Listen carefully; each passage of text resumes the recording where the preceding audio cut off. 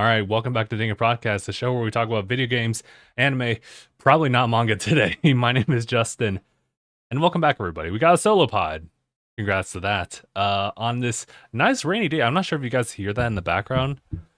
I just have like the window cracked open just for the sake of ventilation, but it's also one of those things where like, oh, I can actually hear it from here. But if you guys hear that, I wouldn't say that's a bad thing per se. We do have a lot of filters going on here, so it should be okay. But otherwise, if you do hear it, it's a little pleasant surprise from Mother Nature, you know? But we got quite a bit to talk about. Since it is kind of like a solo pie, I think I'll try to condense this just a little bit to make it a little bit shorter. I can actually begin stuff with just kind of like giving you guys like the quick update. And I feel like I should kind of bring it up because it was something that happened kind of recently this past week, aside from all the different like gaming news that we'll be talking about. So, had a little quick scare. So I think what happened last weekend, right? It was a chill weekend on that front because my folks were out. They came back on Monday and they brought Thai tea. And the reason I bring that up is because your boy has this case of central serous in his left eye, which caused like a pretty big scare last month. And essentially, a lot of the contributors to that include stress, and caffeine that could also like build up more stress. So when the folks brought in like just one thing of like Thai tea, like for me, I was like, oh, that I know I shouldn't have that, right? Because that's caffeine, and they're telling me that don't do it, Justin, don't. While I was also at the same time like, as long as I just keep it down to this much, it shouldn't really be a problem, right? Not a big deal or anything like that, right? So I drink it. Had a bit of a withdrawal on that one or the effects of a withdrawal where like all of a sudden like I was getting a little anxious.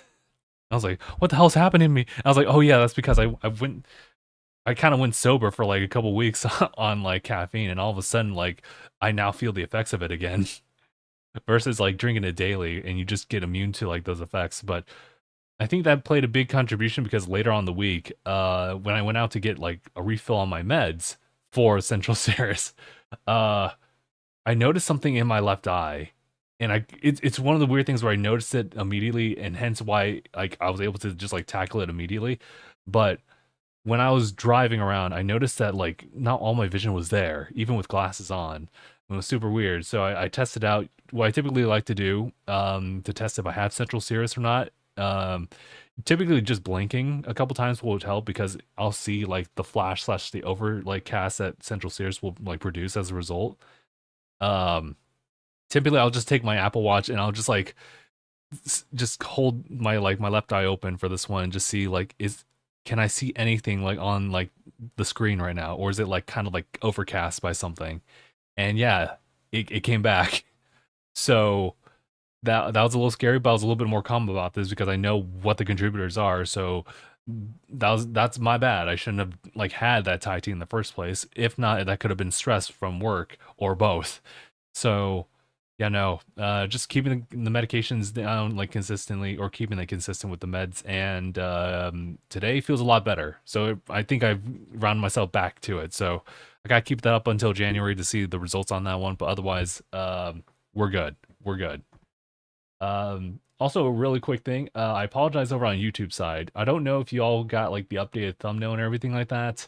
My tags and thumbnail were off. I totally had that was my bad too. I should have like updated everything exactly to when it was before we went live, but it showed last week's thumbnail and last week's tags. So I just went ahead and updated that as we were in the waiting room. So hopefully that all got resolved. Yeah, we do have quite a bit to talk about. We're pretty much going through the entire listings of things that happened like this past week. I will say I won't dive into great detail. I'll just kind of give you guys like what we're talking about and my thoughts about it. Starting with the direct that happened this week. Yeah, there was a whole direct that happened. Don't mind me though, because I need to actually like type down time codes for everything. So the Super Mario Galaxy movie was slated to get a direct like 2 years, or not 2 years, sorry, 2 days prior. Is one of those messages, and I first heard about that like through Nintendo today. So they're doing a pretty decent job in keeping notifications like primed up like from there. and then it'll just spread throughout the internet. But the direct happened. I watched it after the fact. It's pretty entertaining. I think Jack Black does a great job just like being a presence, understanding that like he isn't like the main character, but he is like a very big character in both like the size of Bowser, typically speaking, except for in this movie because he's still like micro shrunk. Minor spoilers if you haven't seen that, but they showed off a trailer for it, and pretty much it shows off quite a lot of stuff. I won't go into all the details of it, and they've been showing some promotional art for it. One of them is actually one of the sand. It was actually just the one sand area in Mario Odyssey, Super Mario Odyssey. So not only is this being catered as like the Galaxy movie, which is very impressive because of like how good like those games are, but it's also a way to just kind of like connect different Mario games together. So it makes me wonder if we're going as far out as Odyssey. Obviously, there's more games that came out. I think Wonder may have had some representation as well in this game, or the movie, sorry, but I couldn't really tell unless I hyper like analyze that trailer. That's not what I'm going to be trying to do this time around. But the important thing after seeing the trailer was the fact that they had announced the voice actors for Rosalina and Bowser Jr. So Rosalina is going to be voiced by Brie Larson. What they said was Nintendo superfan Brie Larson, excuse me. I gotta give her like the full title on that one. And you know, yeah, she's like done quite a bit of like promotion like with Nintendo as well. But they showed off a couple of clips of her actually like speaking in a role. It's very impressive. Like I didn't have any like judgment towards like Brie Larson before at all. I didn't have like any like positive or negative impressions. Just that she was like Captain Marvel. That was about it. She did good in that role, but I like that's all I had to say. But sorry guys. But yeah, no, it was really impressive. You know what? Yeah, and granted, I don't know her track record. I just know that I believe Phil was talking a little bit about that as far as like her casting, and maybe some other people had talked about like her previous roles. And I think was it The Community? I think so, but I'm not familiar with like a lot of her work. But the other person, I got the name right here, and I'm more unfamiliar with this one. Is Benny Safdie? He's a filmmaker and actor. I don't really know much of anything about him except for the fact that I guess he was featured in Oppenheimer and will be showing off in addition to the Mario Galaxy movie. He's going to be showing or he's going to be in this follow-up movie in 2026, The Odyssey, which is very funny that it's both Super Mario and Odyssey. I don't know, that was not planned. I know it, but like part of me is like thinking like maybe he knows something. But I want to say something. I was not expecting Bowser Jr. to sound as like grown up as he's being portrayed in this one, because like I think I've always seen Bowser Jr. as just like a little baby, because essentially he doesn't even have like all of his like teeth in there, so that's why he wears like what seems like a handkerchief but also a bandana just like to cover his face and like show bare teeth. So it's like okay, so he's just a little baby. But maybe in this movie, he's more portrayed like maybe a teenager and has a little bit more, not just authority, but just also agency. So we'll see. We'll see how that plays out. I am very like impressed with what I've seen in the trailer. So honestly, Illumination does like great works. So I am not questioning like the quality of the movie whatsoever. I think the only like potential like downside of the movie is just maybe like coherency and like the narrative stuff, but it's like it's also a kids movie, so it's probably not that crazy either. But I do like the character dynamics like shown up in the trailer as well. Bowser is busy in his like miniature sized castle since being shrunken down, and he's just painting portraits like on his free time and just showing it off to Mario and Luigi. And he just has like such great like rapport with Luigi and not so much with Mario, as you could imagine, where he's like, "Hey Luigi, what's up, Mario?" But yeah, no, I'm looking forward to it. So April, which is kind of around the corner. I mean, that like that is that still technically first quarter? I think it might be past first quarter of like 2026, but it's like, dude, it's oh dude. Yeah, I'm looking forward to it. Things I'm not really looking forward to though. I have to kind of like pivot over to it because yeah, I kind of have to. Um, and I also like mark it down right here the state of play that happened as well. So I mean that was exciting because the state of play that was shown off today was geared towards like more of like the Japanese audience, which I mean we can just leave it like that. It's like I don't know exactly what do you mean, and like could that potentially be something that I could be really interested in. This one I will just kind of like have a video playing in the back so I can actually see what's going on. Apparently, the guy who's doing the presentation is actually the voice actor for Aaron Yeager, or at least so someone had said in the comments on that one. That can't is it? No, no. I was gonna say, is it not him? Because I don't want to spread information more than the next guy would, but like I think you know, I no one has like a clear answer. I'd actually literally have to like look it up myself. So just redact that. He's the voice of Redacted. But I did see the fact that they had Dragon Quest showing up. I think it's Dragon Quest 7, the remake. Pretty nice. It looks really good. The art style, they don't miss with that one. Following after that is Coffee Talk, but I will let you guys know like ahead of time that State of Play Japan for this one was not really like the go-getter of State of Plays. This was definitely a little bit more like geared towards them. And granted, they literally outlined that just by like how they present it and announced it.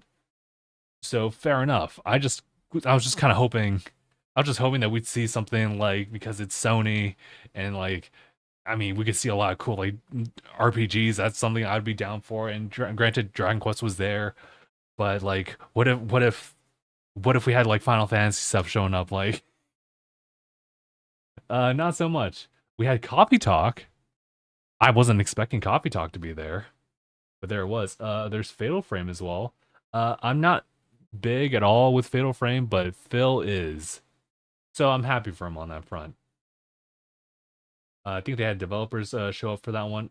They had this what's his racing game? Oh wait, before we even like jump into that, I'm kind of like hopping back and forth here on things. Oh, Dynasty Warriors Origins. It's a DLC, I believe, and it features additional like characters to play as. It's actually kind of nice to see this because I am playing like a Warriors game in the form of Hyrule Warriors, and I've been enjoying that quite a bit. I have to finish it though this weekend because you know what's happening next week. Physical Hades 2 and Kirby Air Riders. It's rough out here, but the DLC for Dynasty Warriors, as I was yapping, was it's called Visions of Four Heroes. So I guess there's like four different characters in the back in the portrait, but also like you're playing a male and or female character this time around. I don't know much specifics, but I've heard that Warriors Origins is really good. So I eventually need to get into that. Eventually. I might be in it for the long haul though. I'm trying to see what this one is. Oh, you know what? I think this is oh god, why am I blanking on it? Oh, it's Gran Turismo 7. So I'll move on from that. Motion Wreck. It's an interesting like 2D platformish type of like game. I'm not sure if it's truly platform. You know what? It is definitely a platformer. What am I saying? Another racing game. This one, what was the title for this one? You know, it would have been great if I actually instead of going for like the video that had English subtitles, just go with the one with just like in English. It should be it should be here. Uh yeah, yeah. But then that was a month ago. Hold on, why is that really the only one? That can't be.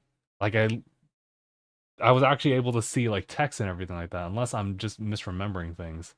I'll jump back into the video again and just catch ourselves back up again with all of it. I think I saw something for what was it? Was it called AI Somnia Files? Was that the name of the game? I just saw it pass by and I apologize if I'm not like well versed with this one. But essentially, the new game that came out like on Switch is now available, or will be available on PlayStation 5. So super solid. It's good to just have like those multi-platform releases. Oh, and they also talked about Katamari. Oh, okay. How come I don't remember that one? Let me see if there's other things because there's kind of a lot that they announced, but I'm gonna be honest, not a lot that I was too interested in. There's this game that the Arc System presentation had shown off. It was called again, another title I just totally forgot about because a lot of people were expecting that Arc Systems would actually just go with like a fighting game, but no, they went with a whole other type of game, which I will kind of touch up on. It's sad when you want to make something, like assuming this is like a passion project, but literally everyone does not want that and rather have you just stick to the normal things. And man, dude, when I think about it like too deeply, I always think about like, oh, that kind of like stems out to other game developers. It also stems out to like individual players. It also like stems out to streamers. How like if we want to just do something different, that like everything changes for like the viewer experience, and they are so quick to leave you as soon as that happens. But not to get too depressing about that because they had a bunch of other stuff. Oh, right. I guess this did happen. So Octopath Traveler 0 has a demo out that I believe is out like for pretty much almost every platform. If not, maybe just Switch and Steam and PlayStation. Maybe something like that. But they have a demo out, and its progress will be carried over to the full game. And the full game is slated to release next month. So that's pretty decent timing on that. I need to finish up Octopath 2. I feel so bad because it like I guess there's just a lot of games that just kind of popped up in my timeline, and right now I'm playing through like current games just so we can talk about it by the end of the year, so I just don't really give myself enough time to get into like that backlog for the most part, except for days like given stream days. This is not a plug for the other channel, but like just other things. Oh, Damon and Baby, that's the name of the game from Arc Systems. Thank you. Thank you for randomly like just rolling that into the timeline right there. So I think is there anything else? Oh, you know what? I think some folks were looking forward to Marvel Token Battle. That was that's unfortunate. The only thing that you were left with was an Elden Ring like update. Elden Ring Night Rain update, which I still haven't even played like the full game. Funny enough, with Night Rain, my only history with it is the fact that I did a pre-order for it on PlayStation as a placeholder in case I wanted to just allocate money towards the Switch too, but that never happened. So therefore, I never picked up I never picked up Elden Ring Night Rain. But I did cancel that pre-order. But you know what? I'm looking back on it and it's like maybe I did like a decent call on that one because it would involve having like online services, and I've discontinued online services for both Xbox and PlayStation right now. It makes a little bit more sense maybe if I got it on PC, but even then it's like maybe at that point I could just wait for a sale, you know. For that type of game, I don't think I really care for getting like a physical for that one just because it is like multiplayer focused. Because otherwise if you just yeah, if you it's kind of like my physical that I got for like Fallout 76, and it's like, "Oh, right. Well, I got it for super cheap, but also like is the physical worth it at that point because you still need to like play with other people, and who knows how long that's going to be for." Oh, right. And then also last thing is that they promoted I think a Japanese only like PlayStation 5. Can you believe that the PlayStation 5 is like how many years now? 5? 6? 6 years old? Hold on. What's the actual release date of PlayStation 5 release? Hold on.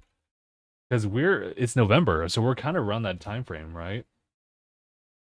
Oh shoot. Well that's AI overview. Let me just double check. Okay, okay. I'm just gonna go with the Wikipedia here. Zonecast is in the chat by the way. Answer general culture question and little sub. Or and I'll sub. A general culture question. I mean, as long as it doesn't really get in the way of like our discourse here, then I guess it's okay. Go ahead and ask away. Otherwise, I'll give you an answer. So wait, so PlayStation 5 came out November 12th, 2020. So, wow, 2020, dude, during the pandemic. I was like, oh yeah, that's right. Oh, dude, wait, I remember that day too because yeah, it showed up on my front door. I remember I was super excited to open it up, so I brought it over to the office that we were renting out. So resultingly, yeah, I just remember doing a whole bunch of stuff. I remember that I was sharing the PlayStation 5 with a bunch of other people. That's my consent. I consented to that. Um, because no one else had like a PlayStation 5 at the time, and we were doing content around the PlayStation 5. So I did that. The only downside was the fact that everyone used that same controller, that very white controller, and everyone's got their grubby hands on it. You could literally see the prints on it and all the dirt. And I was like, brother, what the hell is it? And I had to like Lysol wipe it every single time. Disgusting, dude. Disgusting. Anywhoosies. Which ocean is the largest on Earth? Isn't it the Pacific Ocean? I want to say the Pacific Ocean. Or is it the Atlantic Ocean? No, I'll stay with my answer, Pacific Ocean. Are you smarter than a fifth grader? I'll lock in my answer to Pacific.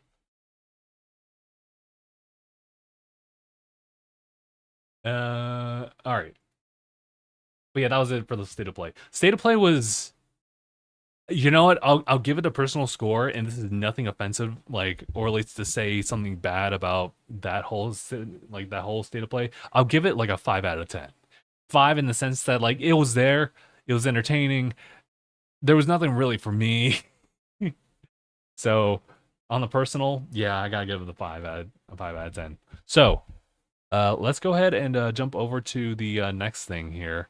I have to uh, do the timing on this one. It'll kind of be a little bit off, but it's not a problem.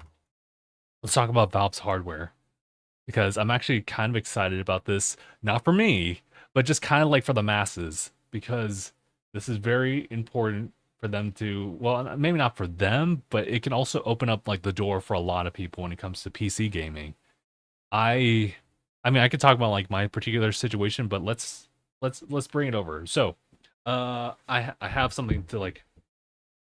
Okay, this is not to flex or anything. This is just simply just to present.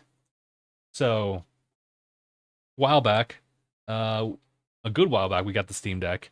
A little bit later on, we got the Steam Deck OLED. Right? This is Steam Deck OLED, and it's only really differentiated based on like which model you got, but also like this orange button at the very tippy top here. But obviously, this is like its own thing, and you'll play games that are well suited for it, or maybe not so well suited for it. It kind of depends on you. Um, but they have thus announced 3 additional pieces. I was gonna put 2. I was like, wait, 3, 3 additional pieces of hardware that are coming early 2026. How early? That early.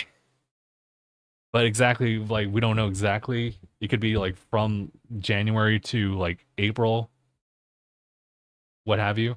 Um, let's start with the Steam controller. So essentially, while just flagging around the Steam Deck, essentially this Steam controller will pretty much have everything as far as like the button lineouts and even the trackpads incorporated into this one controller. Um, it's super weird too because like the form factor of this, right? Form factor of like a simple controller and not like a big bulky Steam Deck.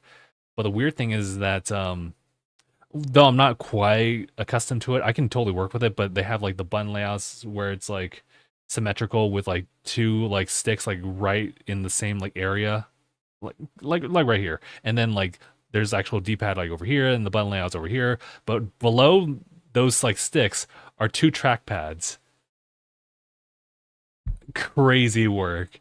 But you know what? I kind of like it because it also talks about and deals with the idea of like games that you would play on your controller, but some aspects of things that would require like mouse control. So I like that. I think they also have like incorporated gyro control. Steam Deck also has that too. And I guess they have some crazy haptic stuff where like if you're not putting your like thumbs on like the sticks to aim or the mouse pad, you can just like like just do just the grip on the controller, and it should just like automatically know that you're just aiming with the controller, the entire body of the controller. So okay. Yeah, I'm totally down with that. It does look kind of crazy though. I'm not gonna lie, and I'm gonna tell you guys ergonomically. I'm not sure about this one. I think Phil, because he's like he would be really big on this one, too. I don't think he would really like it as much because he is not a fan of like the back buttons. This guy actually has four back buttons. They're circular and they're right where your fingers are. Um, Granted, that's where these ones for the Switch 2 are here, but they're also like not so noticeable. I mean, you can still press them, but like they're not as noticeable. But yeah, I don't think he'd really like that. But I mean, I'm very much so intrigued by the controller. I just don't think ergonomically it's gonna like feel that great because I think there might need to be like a deeper like grip for your controller, and with the additional trackpads, it kind of gets in the way with that. It might actually like shorten your grip for your fingers, so may not be like the greatest idea to be honest. But you know what, it's a step in a direction, and you know what, I like the use of like a trackpad if need be. I don't particularly use it, but granted, I also don't really play my Steam Deck a lot, if at all. Admittedly, my bad. So maybe I'm not like the best person to really tell you about this. What's really cool is that they actually have this wireless transmitter that you can actually like place onto the controller to charge it. And it's all magnetic and everything like that. So once you're done with it, with the charge, you can just pick it up and remove it from like that charging bay, and you're ready to go. I I like that idea. It's the next best thing versus like what I guess Xbox and PlayStation have, which are like these standable charging docks, which I don't actually have myself, but it's otherwise really good. Oh, a really cool thing about this, something that the Steam Deck actually doesn't have.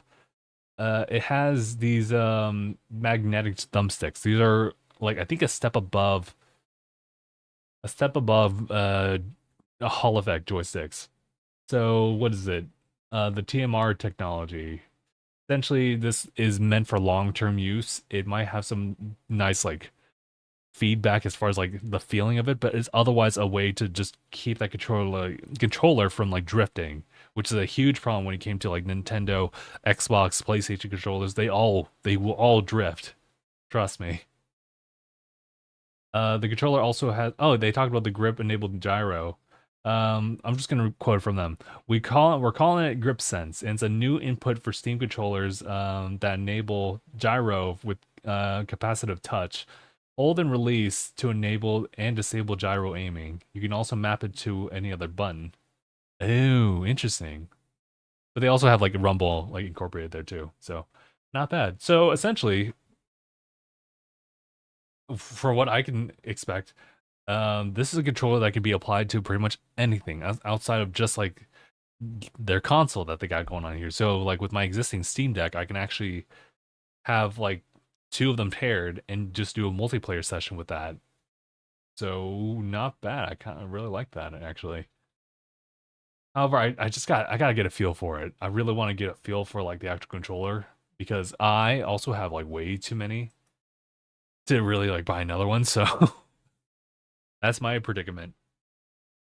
I will say, let me go over to the next thing because we're talking like, really big on the hardware. This is something really big that I wanted to talk about. The Steam Machine. Technically, the second Steam Machine they ever made. If not, maybe the umpteenth that someone else will have because there's been a lot of like imitations of like what could be a Steam Machine in the current modern year. But now Steam is actually and Valve has like finally done like their own. It's it's been they call it the Gabe Cube. Not officially, but people are just generally accepting that it's called the Gabe Cube, and I'm totally for it.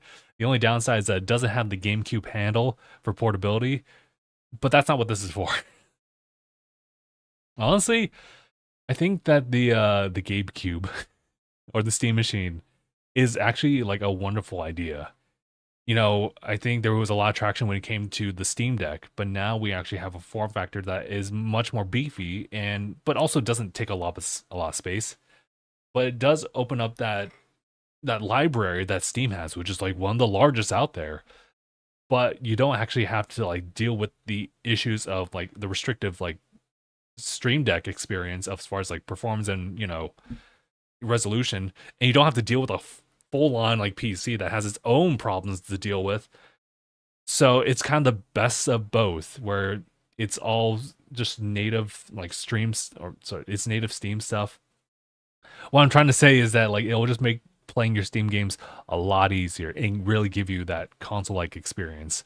And hopefully, and I really would encourage people who don't want to like dabble with like PC gaming as far as like the troubleshooting aspect of that, and it will allow you to just be able to enjoy games, especially like with those really good Steam deals, in this smaller form factor, and should make this a much more smoother experience for the users. So, but also it hinges on the price point, and we don't know what the price is. So there is that. Because honestly, dude, it would be really nice. I think my only thing is that actually I don't really have many issues with it, because essentially what they're saying is that the Steam machine is a PC, and they want to make it clear that it is indeed a PC for the sake of pricing, but also for like the utilities they can do. I think what they showed off in their video was the fact that you can apply like different applications to it, so it doesn't have to be like just a gaming PC. It can also just be like a work PC here and there. I'm not sure if anyone really wants to do that, but you can do it, you know. That's weird. But I assume that things like, there's ways for you to play like Epic games. You can also play like GOG stuff here too. I think you use the Heroic Launcher, and I'm pretty sure you can get that all installed the same way as you would with like the Steam Deck, and also just like any other Linux machine, right? So, yeah, no. That doesn't say I am actually kind of excited for this one, but I probably can't buy it. Or at least rather, I don't have the excuse to buy it. So I'm really hoping that Phil, you lock in and we just make a video about that real quick, because it could be really good. So let me see. I will tell you right now, I am not like really big on like telling you every single aspect as far as like every little like fact about it. All I can tell you is that with the help of FSR, and that's kind of like the pull here, that they're able to achieve games that can do 4K 60 frames per second. Again, FSR. So essentially upscaling resolution that isn't like absolutely like true native 4K. And even if you try to do that, like it also would be like taxing on the little machine, so you may not even get like consistent frame rate stuff. Things that you know, we're kind of plagued with like with modern gaming, is just like finding a consistent like leveling field and area that we can just kind of share, and like a standard is what I mean. But I think I talked about this one before, like a couple weeks back, about what's the future of hardware as far as gaming, and is it all just gonna be AI stuff? And I had mixed feelings about that, but I ultimately would say that it's good that we want to enhance the experience for people, but not at like super ridiculous cost. Because if this was something of a machine that could actually put out 4K 60 frames without any use of AI whatsoever, I don't think that would be in their interest, because that's a whole market that people are trying to feed into right now. But also, it'd be really expensive. It'd be really expensive. So, I mean, to put it all in a smaller form factor, they have to like cut some corners here and there, and this will ultimately impact that cost. Again, something that we don't really know about. So it kind of sucks though, because I wanted the guys to be here so we can like maybe take bets. Okay, maybe not actually bet on it, but like maybe guess what the price point would be. And I would start from like, let's say 400, and then we jump to 500, and we'll try up to 600, and see like who was going to land the mark right there. I think, ooh, so this is gonna be tough too for me, because I think that the Steam machine has to be cheap enough to sell as like a PC. And I understand that's how they have to like price it at, instead of being like a console pricing, because otherwise the 500 and low key maybe 600 would be competitive. And you know, that's already kind of within the Steam Deck's like Steam Deck OLED's price point right now. So tough to say because that might actually impact like sales on the Steam Deck too. So I mean, I think I've heard like $1,000 before from somebody, and that's quite a lot. But for a PC, like if you're buying like a competent PC that will last you for a while, you know, that wouldn't be like a crazy bad deal, to be honest. If you can like maybe bump it down to like 800, I think that actually would be pretty solid. 700 would be kind of sweet, and 600 would be pretty good. And then I think 500 would be a steal, honestly. So I think that's how I'm feeling about that for now, anyway. I think there's also one last thing to talk about as far as like the Steam hardware stuff. I don't have much to say about this one, but it is kind of cool what they can do. It's called the Steam Frame. Apparently, but we don't really know too much details about it, but apparently it already has Steam built into it, but otherwise has the means to connect to like any Steam like hardware. So like the Steam machine and maybe your Steam Deck. And you could play games natively from there. Well, kind of natively. It's kind of just the wireless connection should have less latency there, but I like the idea that with this in mind, you have your entire setup. If you want to get like a Steam machine and you have that little dongle for like the headset and you put that on and you have the controller and everything, that's all you need to see everything and play anything. It may not be the most perfect solution, but it's also like, oh, that's kind of cool. That's why I kind of liked VR headsets and also the AR glasses. The fact that you can actually make a much bigger screen for yourself, I actually really like that. So I'll give them props for this one. I don't think I'll get this one because I already have like all these different solutions for it. Which I actually wanted to actually round up the conversation for Steam hardware to a little bit what I wanted to say about it. As cool as these things are, I don't think I'll get them. And the reason I won't get it specifically is because I already have like the alternatives for them. Like, you know, handheld, I could have like a Nintendo Switch, for example, or you know, if I was like on the cheaper side, I'd be like streaming games like through like maybe Game Pass Ultimate, which I don't right now, but like you could do it for your phone, and that could be kind of like the next best thing for you. But you know, I do have like a PC tower, so like I don't feel like I need to go and just buy the Steam machine. Although I will say, I literally had to spend the morning just updating my PC, and it was such a mess. It's still a mess. I still gotta do stuff with that because I'm upgrading from Windows 11 or from Windows 10 to Windows 11 on this older PC. Sheesh.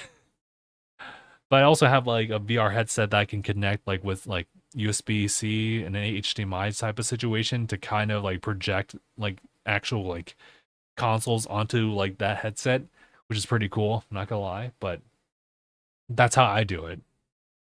So personally, I just found like myself like with a whole bunch of alternatives to work with. So hence why I'm probably not going for this one for now. For now. But yeah, I think that wraps up my talks for like the Valve stuff. By the way, can you guys hear the rain? It's getting like heavy rain. It's getting kind of intense, I'm not gonna lie. So if you guys hear that, that's a little treat.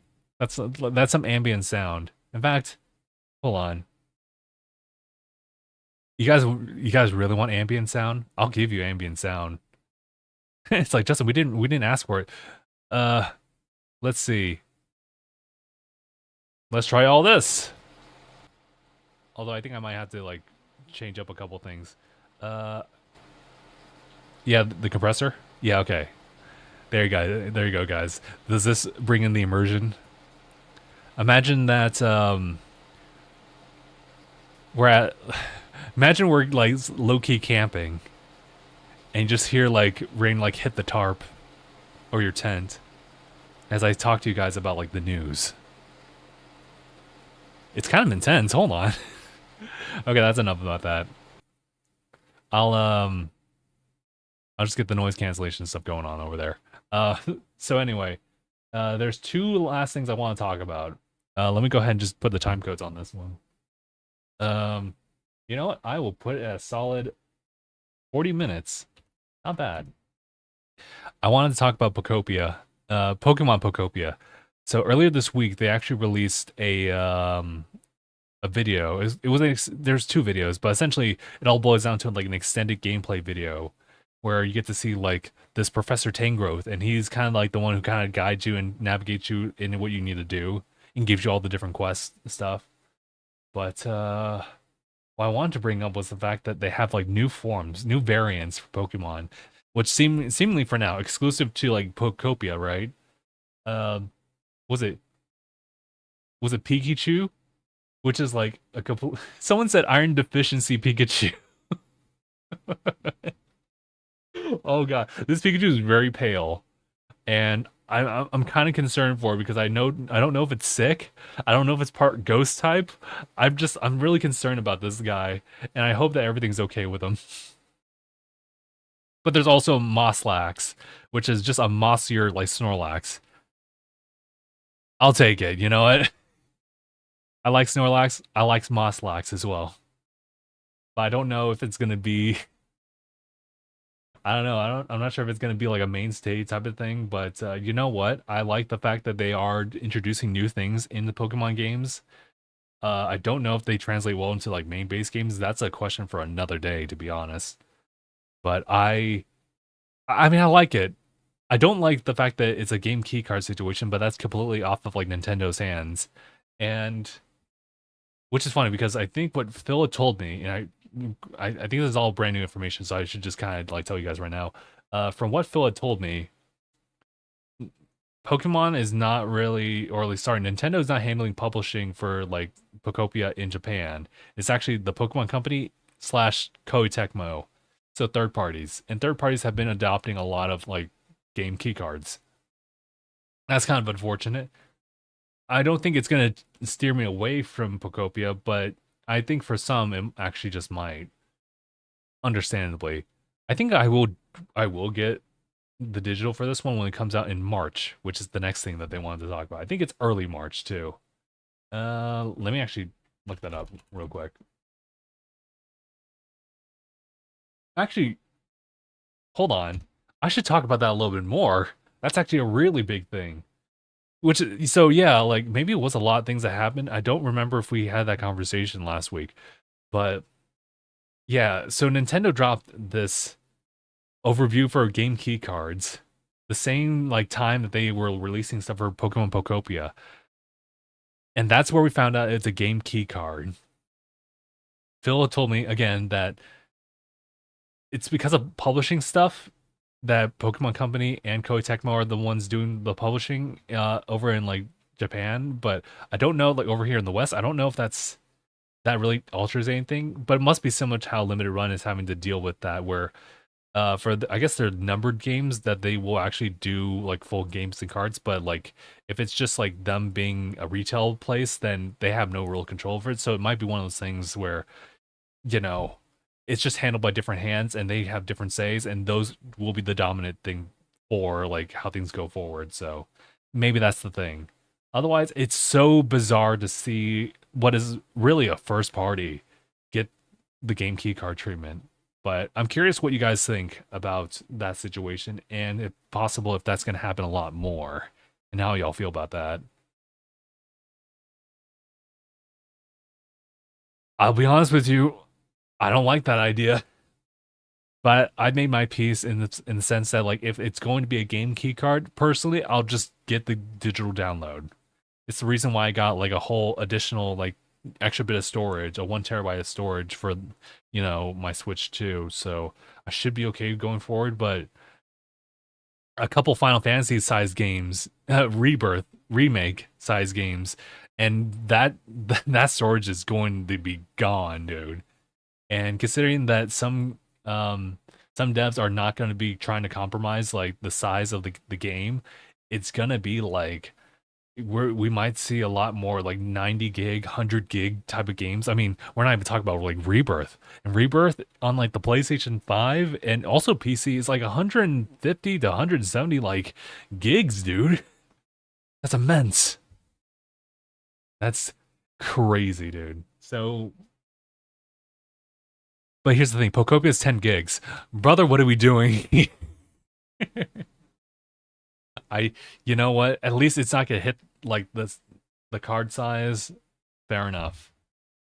It is unfortunate though. It is really interesting that Pokopia does come out around the time that I think Animal Crossing New Horizons originally came out in March. And, Animal Crossing New Horizons was kind of known as, what was it? They're kind of known as they were it was a COVID game, and it benefited greatly because of that, because everyone was behind doors. They were just like huddled up at home, and it literally thrived because of it. But what's weird is that Animal Crossing New Horizons got that Nintendo Switch 2 update in January. So is it gonna outright compete with Pokopia, even in a indirect way? I don't know. But considering that it's like kind of like the Dragon Quest Builders team making Pokopia, it's not gonna be exactly one for one. There's gonna be some like life simulation type stuff going on because of like how that genre is, but it otherwise shouldn't really conflict with each other. If anything, it's just like it's the reason that we have like Stardew Valley and why that's still very much so popular. But there's still like other games that have farm like simulations still being out there for people to try out. Speaking of which, I'm kind of interested in like Fields of Mystery as far as like that art style. But dude, I've been seeing a lot of like sales for like Stardew Valley, and I've been thinking about it, but I always keep like I just kind of avoid it because I feel like I'll just get sucked into that, and I don't really want to get into that right now. That's a random aside on that one. But yeah, all right, let's talk about this. Um, oh, let me actually line up the time codes here. So I want to talk about this game. It's the last thing that has shown up like this past week. It's Metroid Prime 4. We got an overview on top of a lot of people talking about their previews and their early impressions of the game. It so far seems pretty positive, except for one thing. Except for one thing. This guy, Miles McKenzie, everyone is hating on this dude, and I have finally sat around and like listened to like some of the additional like lines he actually has to say. I don't think it's that big of a deal, dude. I think people are just overreacting to something that just didn't exist in the other Prime games per se. There's been some NPCs like here and there, especially when you talk about Prime 3 corruption, but I never knew how bad that was. There's also Other M, which was like Samus was literally just like restrained of her actions because of the authority of someone like higher than her, or just someone I guess she respects. But outside of that, like Miles seems like a regular dude. I think he's personally kind of funny. I'm not annoyed by like anything he says, to be honest. So I know I personally don't have an issue, but I guess some people do. So I guess that's my only take about it. But having said that, though, I don't think that he's gonna be like an NPC. Oh my god, the rain! The rain's so loud, dude. Holy moly, dude! But what I want to say is that I don't think that Miles is gonna be like that, such of a mainstay like NPC as you would imagine him. He's not gonna be like your guide. He's not gonna be an AI like voice in your head. He won't be like Adam, as far as like how long Adam sticks around with you, especially like in Metroid Dread, for example. But like I think it's a different take on the Metroid Prime games as far as like that feeling of isolation. Because for most of those games, like Samus is just kind of doing things on her own, or at least rather in the first two. And Corruption is kind of different. And I think that they're just taking another step in like a direction. It's not like Samus has ever interacted with people before. She's definitely have, but here she's portrayed more as like the more stoic, silent character versus say maybe how she would like, talk to herself, like in Fusion, for example, when it talks about like Adam and what's going on like the planet or I sorry the space station, and Other M, which is also a different thing. She spoke one line of dialogue, I think, in Metroid Dread. It was kind of dope. But like to be fair, like what was it, Mercury's team like cooked with that one. They had Samus like absolutely like in boss mode, posing in every particular like situation. Took no for an answer. Like she was so cool. She was so cool in Metroid Dread, and she's still really cool in like in Metroid Prime 4 here, so it seems. And, you know, I think it would make a little bit more sense if she did like converse with like some of her like new squad mates for this particular game, even if it was just like little minor stuff, like kind of like Master Chief esque, to be honest. But I think right now they're just kind of playing like the silent card, if until like a certain point in the game, and where maybe she'll actually talk, you know. But I don't know. That one, I'm not entirely sure. It's just that the ultimate thing I wanted to say was that I think that Miles is getting a lot of hate because it's just first early impressions, and we're just being introduced to him so early on, and maybe not the other castmates. But it's definitely going to give a different type of feeling. But I'm not entirely sure how it's going to look. But ultimately, the gameplay itself is probably going to be well preserved, considering it is Retro Studios, right? So we'll see.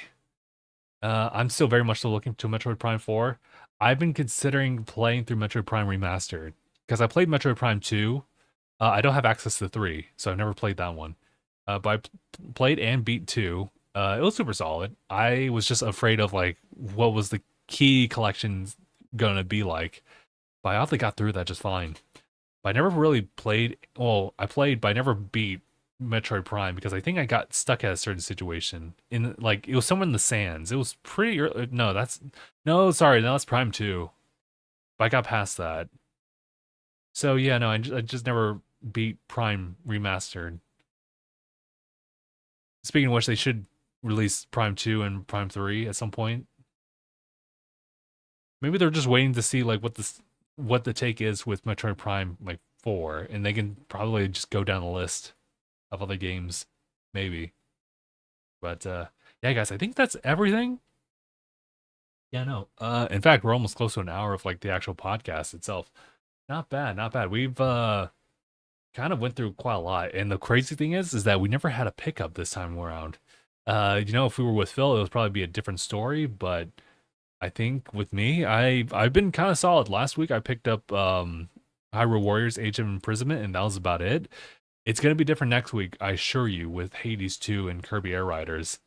That's gonna be rough to kind of like juggle between when Metroid Prime is around the corner. In fact, I think what I'm gonna do after this is just play through like Hyrule Warriors Age of Imprisonment as much as I can. Hopefully roll the credits on that one, and then I'll be ready for the next game because I really, really would like to have like all these games lined up for our end of the year talk. That also includes Metroid Prime 4. So like, oh boy. But in any case, guys, we'll go ahead and wrap it up. I don't hold on. Before we end things, there's something I want to confirm. Something I just want to confirm because hmm, I guess it never happened. You know what's funny is that I've had notifications on stream like this entire time, and I totally forgot about it. Not the biggest deal, especially if nothing like shows up on stream, but I had those ready, and I recall because I'm looking at like the chat right now as far as like what's been archived about the sub that Zone was possibly going to offer if I got the answer right. Apparently I got it wrong. So I guess I'll take a look at that later on. But guys, I think we're good to go. Let's just go and wrap it up. Yeah, let's go and wrap it up. All right, guys. Thank you all so much for tuning in on this episode of DangIT Prodcast. It's been episode 566. My name is Justin. See you guys in the next one. #bye, everybody.